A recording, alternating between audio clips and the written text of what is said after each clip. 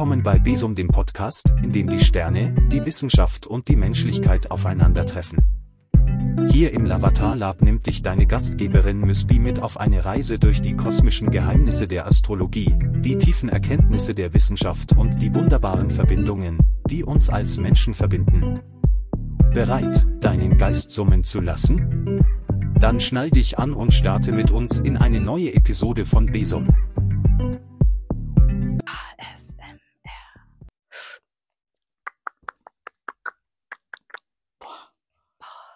Ey, wir müssen uns so ein chinesisches Essen holen, da machen wir da so ein Mukbang. boah, Machen wir Mukbang. Mukbang.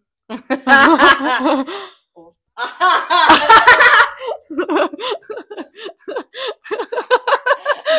Sag mir das hast du auf Kamera. Geil.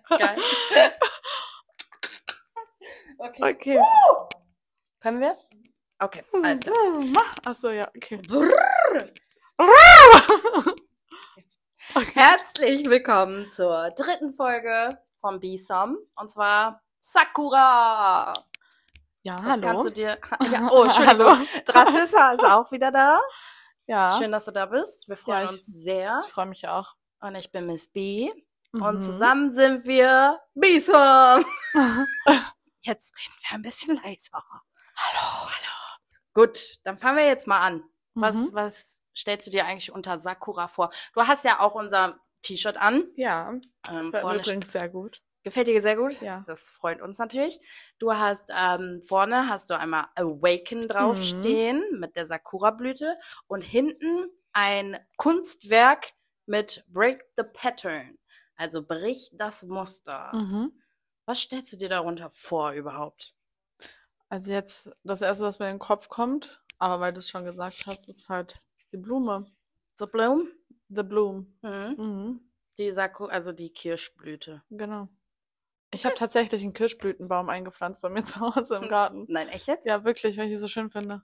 Ja, die sind doch schön. Habe ich letztes Jahr eingepflanzt. Boah. Mhm. Wow. Das ist voll klein noch, aber irgendwann. Aber das ist ja gerade das Schöne bei Bäumen, dieser Wachstum. Und Mhm. der ist langsam, aber er ist wunderschön. Was bedeutet für dich persönlich, aus alten Muster auszubrechen? Eine gute Frage. Ja, vielleicht, ich weiß nicht, vielleicht so Jahresvorsätze machen und die dann auch Mhm. wirklich durchziehen. Ja. Sowas wie, keine Ahnung, also das hört sich jetzt voll blöd an, aber ich höre auf zu rauchen und dann Ja. ist ja ein altes Muster, die Ja. Raucherei. Ja. Ja. Und dann hört man halt einfach auf.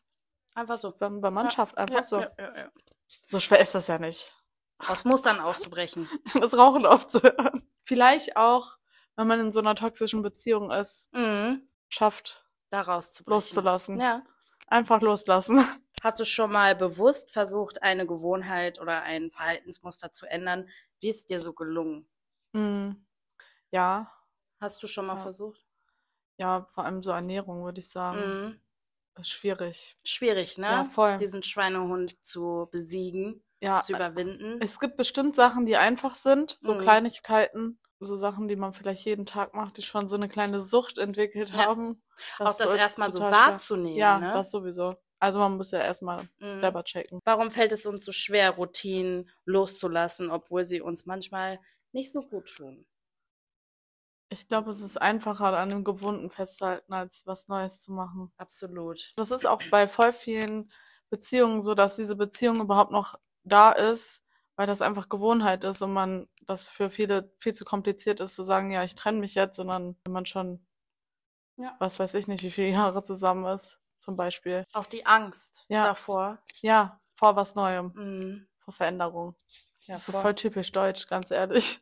Meinst du, das ist so eine Nationalitätssache? Oder Ja. meinst du, es ist Also einfach nee, Mensch? nicht nur, ist auch Mensch, aber ich Ja. finde gerade die Deutschen haben es mit der Veränderung nicht so. Die halten ja auch lieber an dem Alten fest, Ja. an Routinen und an, ja.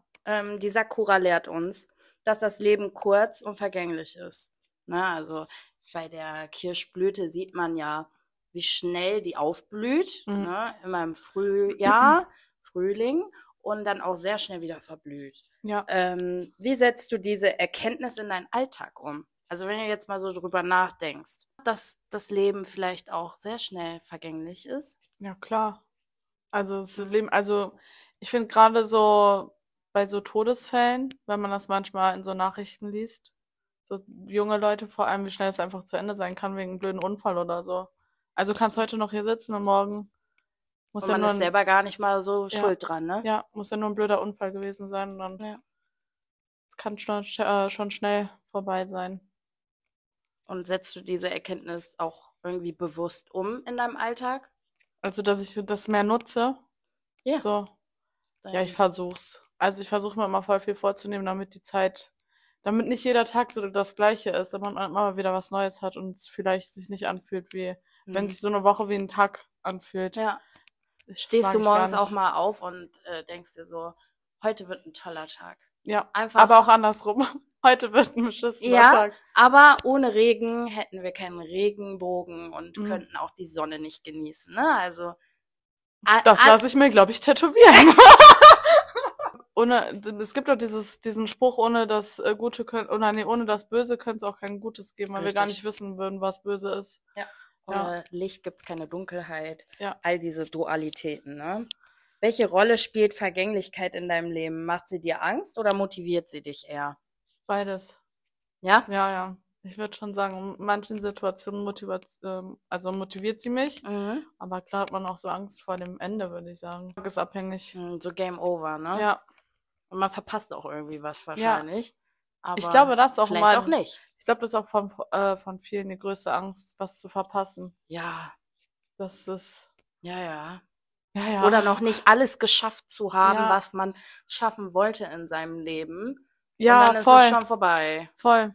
Zum Beispiel, wenn man sich so vornimmt, man möchte so voll viel von der Welt sehen und man schafft das einfach nicht oder man so generell Ja. so Zukunftsängste und sowas. Ja, voll. Ja. Wie könnte man das so ein bisschen nicht beheben, aber vielleicht, Daran arbeiten.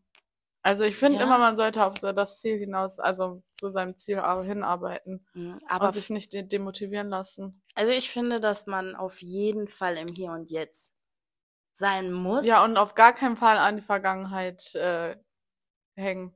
nicht hängen, Ja. daraus lernen Genau. und natürlich auch seine Erinnerungen Ja, mitnehmen. aber nach vorne gucken. Ja, aber Voll. im Hier und Jetzt Ja. gerade, weil dann kann man auch viel mehr genießen und Ja. man hat vielleicht auch gar nicht diese Angst mehr, dass man alles verpasst oder so, weil jetzt gerade kannst du ja eigentlich theoretisch glücklich sein und Ja. alles fühlen. Du kannst jetzt auch traurig sein. Ja. Das kannst du allein ja eigentlich jetzt entscheiden, oder? Ja, voll. Ne? Na klar. Na klar. klar. Hast du jemals einen Moment erlebt, der dir gezeigt hat, wie wichtig es ist, jeden Augenblick zu schätzen? Ja. Aber das ist halt wieder, finde Ist ich. wieder das. Ja. Es ist halt wieder so Sachen, keine Ahnung, wieder so Todesfälle vor allem, finde ich. Man verbindet voll viel mit dem Tod, weil das ist halt so das Ende dann für einen selber. Und Ja. wenn man jemanden so verliert, der vielleicht ultra jung war. Ja, dann aber merkt auch man nicht halt- nur das. Ja, Auch so generell wenn du einfach. generell jemanden verlierst, genau, auch, ich sag mal jetzt ein Opa oder so oder eine Oma und man sich dann vielleicht sogar im Nachhinein so denkt, oh Mann, ich hätte, glaube ich, doch noch ein bisschen mehr Zeit mit dem verbringen sollen. Genau. Oder ich hätte mal ein bisschen mehr Fragen stellen sollen. Wie war denn überhaupt deren Leben? Was haben Ja. die denn für Geschichten finde, gehabt? Ich finde, voll oft vergisst man einfach, dass ja die Eltern und die Großeltern halt auch noch so ihr eigenes Leben hat. Weil man ist immer Total. so dieses Kind von denen Ja, und denkt so, ja, ab da fängt das Leben an. ja, so. Ab meiner Geburt. Aber davor- die waren ja vor mir schon da, so. Die Ja. hatten ja ganz eigenes Leben. Ja, Voll. voll. Und die haben auch Sachen erlebt, die du vielleicht nicht erlebt hast, Ja. die du auch gar nicht anstrebst unbedingt. Ja. Aber Die haben so eine ganz eigene Geschichte ja, nochmal. voll. Und also ich hatte das schon mal, dass ich mir dann gedacht habe, Mensch, also das war ja ein ganz anderes Jahrhundert quasi, Ja. wo die groß geworden sind. Da hast du ja ganz andere Sachen gehabt. Ja. Ich hätte so gern noch mehr Geschichten gehört. Ja. Und ich war irgendwie nicht gerade anwesend, Ich das finde zu es- fragen. Ja, aber ich finde, das ist auch so dieses Alter. Also, ich finde, so Ja. zwischen 16 und, sagen wir mal so 22, 23 hat man so ganz andere Interessen. Und ich finde, dann bereut man das im Nachhinein, dass man sich nicht so denkt, warum habe ich nicht gedacht wie jetzt? So mehr Ja. familienbezogener. Man war halt so, man wollte erstmal so sein eigenes Leben Ja. leben mit Freunden, keine Ahnung, wie man dann halt so ist, ne? Mhm. So Jugendphase. Ja, voll. Ja. Und jetzt im Nachhinein würde ich es eigentlich jedem nur ins Herz legen, so für die Familie. Nachzufragen. Ja, einfach viel Zeit mit der Familie zu verbringen. Es gibt ja auch viele Leute, die, ich sag mal, gar nicht das Privileg haben, Ja. überhaupt eine Familie Ja. zu haben. Ja, Auch denen kann man immer ans Herz legen. Andere Leute, also wir sind ja nun mal es gibt ja auch Freunde, die zur Familie werden. Genau, Ne? also Ja. Menschen sind ja Rudeltiere, sagt man da so schön, ne? Auch die kann man immer wieder mal fragen, ne? Also egal, wer wichtig in deinem Leben für dich ist und auch für den Zeitraum, das ändert sich ja auch oft, ne? Ja. Oft hat man ja Freunde oder Familie, die dann irgendwie Phasenweise. ja ne, einfach dann nicht mehr da sind, Ja. warum auch immer. In dem Moment einfach mal ein bisschen mehr, wie gesagt, im Hier und Jetzt sein und nachfragen und Ja. austauschen, Geschichten austauschen, ist, glaube ich, unser so das Wertvollste mit, ne? Zeit Ja, und Erinnerung einfach. Erinnerung teilen.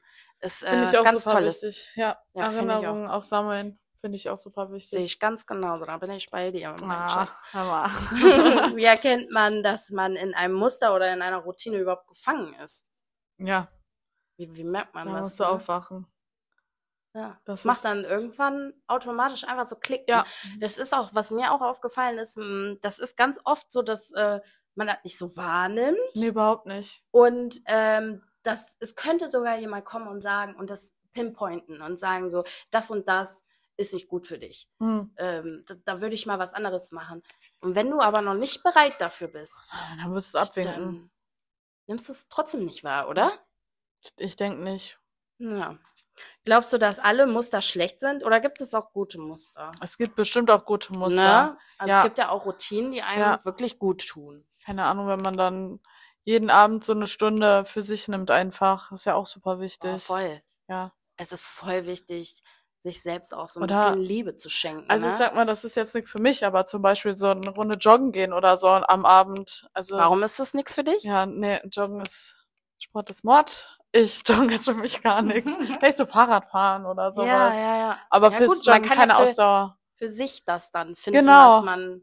Aber vielleicht was einem sowas Spaß für den macht. Körper machen, für die Gesundheit. Ja, Das ist auf Bewegung. jeden Fall eine gute Routine. Da fände ich gar nichts schlecht dran. Voll. Ja. Ich glaube, alles, was ins Extreme geht, Ja, ist das einfach sowieso. zu viel. Also generell gesehen, alles, was ins Extreme geht, ist einfach Alles, nicht ja, gut. ja. Ja. Absolut. Da so ein bisschen die Mitte finden. Die Ja. Balance. Die Balance. Die Balance.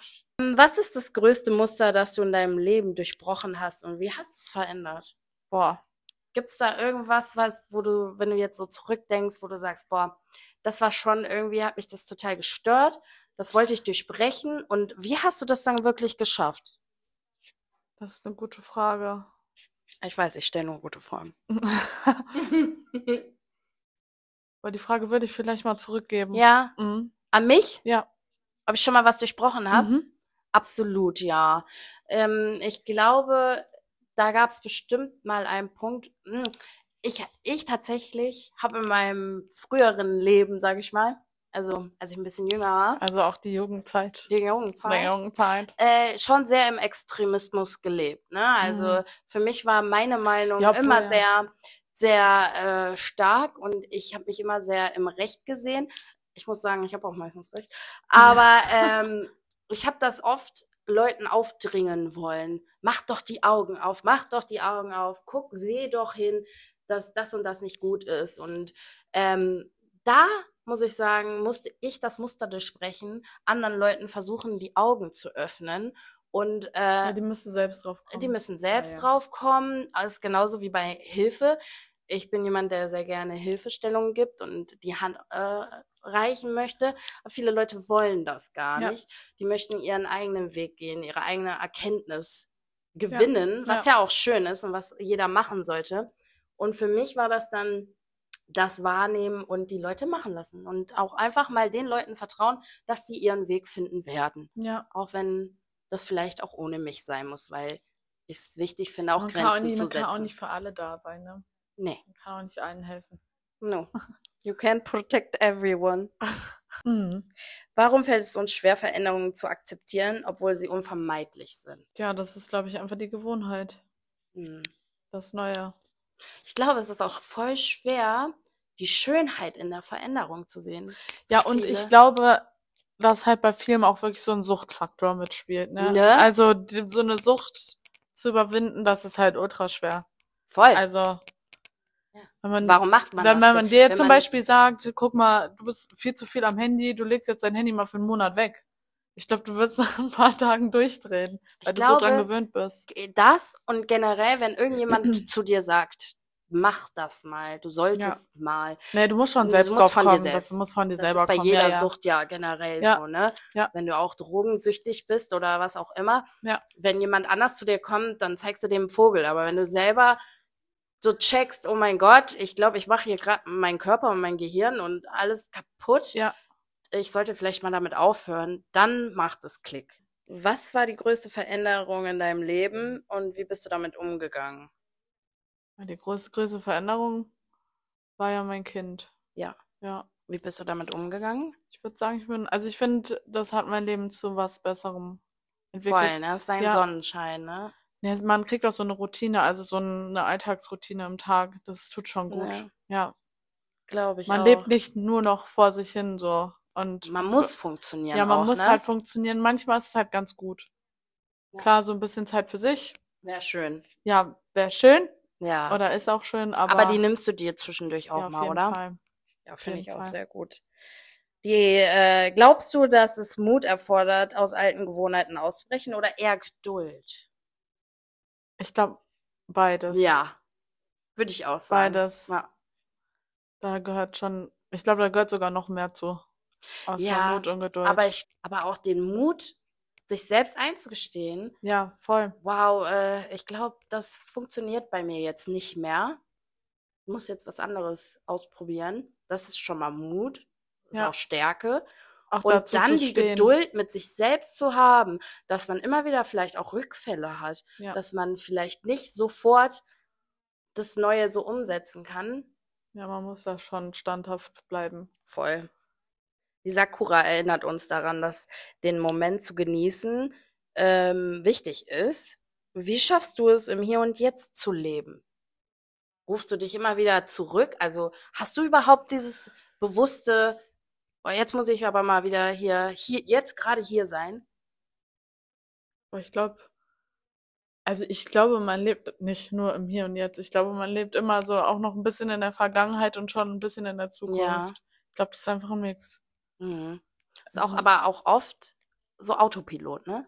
Ja. Ja, Also voll. viele, ne? Wie oft hast du Arbeiten hast ist du es auch Autopilot. Auto, ja, hast du das schon mal im Auto gehabt, dass du irgendwo hingefahren bist und dann gedacht hast, warte mal kurz, wie Wie bin ich hier hier hingekommen? Ja.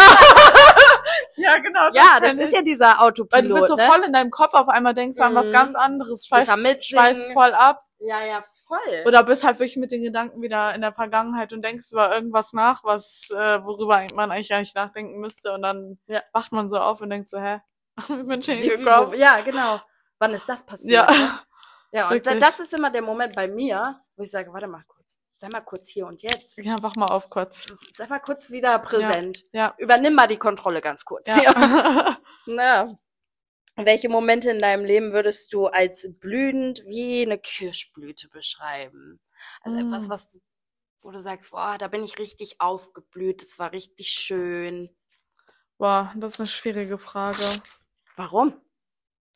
Weil ich glaube, dass mir so auf die Schnelle da gar nichts. Ich finde es immer komisch, wie viele Leute oder generell wie wir negativ programmiert sind Ja. und nicht sagen oder uns das pinpointen wollen, boah, das war jetzt richtig schön, das war richtig toll und das auch so wie so ein, ich habe das jetzt irgendwo gehört, ich will jetzt aber auch nichts Falsches sagen, dass diese Galerie, dieses Museum, in das man reingeht und da hängen überall Bilder von deinem Leben. Ah ja, doch, weißt du, was ich Mach voll ich oft das nicht? mache? Ja. Kennst du bei Instagram, ne? Ich gehe voll oft mein Story-Archiv durch. Ja. Ich guck mir immer oder hier Yes. Story-Highlights. Ich mach das immer so. Die Sachen, die Für mir am dich. besten, ja, das wäre vielleicht dann so meine Blütezeiten immer. Ja. So die Sachen, die mir am meisten Spaß gemacht haben, die am schönsten waren. Ja. Zum Beispiel hier München, da Österreich, Grenze, wo wir waren. Ja, voll. Das war mega. Sowas, Ja. ja. Ich finde auch, wir sind ja im Lavatar, haben wir ja die Gen Alphas, ist ja auch noch eine Episode bald. Und da haben wir ja unter anderem einmal diesen Private Account, wofür wir stehen und sagen, dass so sollte die Zukunft sein für unsere Kinder, für unsere Jugend und für uns einfach auch zu schützen, weil du gehst ja auch nicht bei jemandem nach Hause einfach rein und guckst dir alle Bilder und Playlisten und weiß was ich alles an. Du wirst ja eingeladen, ne? Also du gehst aber ich muss auch tatsächlich dazu sagen, wenn ich dann irgendwo eingeladen bin und jemanden besuchen gehe, ich gucke mir fast überall jedes Mal immer die Bilder an, die da rumhängen und rumstehen. Ich finde das unnormal interessant. Der Mensch ist neugierig. Ja, ne? Fotoalben auch voll geil. Ja, deswegen, das ist auf jeden Fall eine schöne Sache auf Social Media, das für sich zu machen. Ja. Bilder zu posten, Songs und weiß was ich was. Und das dann so im Nachhinein nochmal so durchzuscrollen. Oder diese Jahresrückblicke dann so heute vor einem Jahr, finde ich interessant. Und daran sieht man aber dann halt auch mal wieder, wie schnell die Zeit vergeht, ne? Suhlst du dich gerne in Traurigkeit? Nee, in Traurigkeit nicht. Wut? Ja, manchmal schon. Mhm. Ja. Manchmal muss das einfach mal raus. Ja. Ja. Okay, vielleicht nicht so, aber was bedeutet es für dich, die Schönheit des Lebens in Vergänglichkeit zu sehen? Ja, es gibt ja auch nicht so schöne Momente im Leben und die vergehen dann, zum Glück. Ja. Und Zeit heilt ja alle Wunden. Ich muss mal ganz kurz ASMR machen. Mach mal. Ja, so, ne? Ja. Anheizen, ne? War richtig. Ach so. Glaubst du, das kostet extra. Glaubst du, dass wir durch das Ausprobieren neue Dinge mehr über uns selbst erfahren können? Über neue Sachen ausprobieren? Ja. Klar. Vielleicht wirkt das irgendwelche Interessen, die wir vorher nicht hatten. Oder wir finden irgendwas auf einmal ganz toll, wo wir vorher so waren, ich glaube nicht, dass das so meins ist. Ja, voll. Was inspiriert dich, alte Muster zu durchbrechen oder was Neues zu beginnen? Ich glaube, meine Zukunft ist meine Inspiration und meine Motivation. So das, was ich mir als Ziel setze. Dass ich das auch erreichen möchte. Ja. Ich finde, man sollte sich selbst, glaube ich, immer am meisten inspirieren, motivieren. Voll. Damit endet nun mit Sakura. Danke, dass du dabei warst. Danke, dass ich da sein durfte. Es hat sehr viel Spaß gemacht. Ja, ich hoffe, du hattest auch Spaß. Ja, auf jeden Fall. Und dann sagen wir mal wieder bis bald. Bis bald. Tschüss. Tschüss. Kuss. Bye bye. Nächstes Mal gibt's ein bisschen Mukbang. Geil. Das war es für diese Episode von Bisum. Vielen Dank, dass du mit uns gereist bist durch die Sterne, die Erkenntnisse und die Geschichten, die uns verbinden. Vergiss nicht, jeder von uns ist ein kleiner Teil eines großen, wundervollen Universums. Bis zum nächsten Mal, bleib neugierig, bleib menschlich und lass deine Gedanken summen.